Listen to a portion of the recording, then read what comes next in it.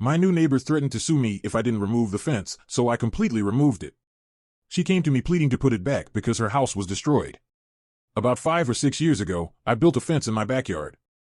I talked to my neighbors, and we decided on a good place to build the fence. We knew an approximate property line based on some survey pins, but they were too cheap to pay for a surveyor. We shook hands, and I built the fence. It was a great deal for my neighbors. I paid for everything and built the fence, and all they had to do was give me a thumbs up when it was done. Then a year later, they sold their house. That meant I got a new neighbor. More specifically, I got in. She was from the big city, was a realtor, and had flipped 8 houses in 12 years.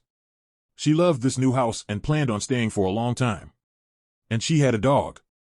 Razzie was a German Shepherd mix that spent most of the day outside while I went to work. It aggressively approached children, animals, insects, and plants, waving in the breeze. Razzie also, as Ann once told me, loved to chew on furniture. That's why it stayed outside so much. About 6 months after she moved in, I saw a surveyor walking around my neighborhood, paying special attention to my backyard. The next day, Ann showed up at my front door with a stack of papers and asked me if I would pay her for the 9 inches my fence was encroaching onto her property. I explained the handshake deal with the last neighbor, but she had no part.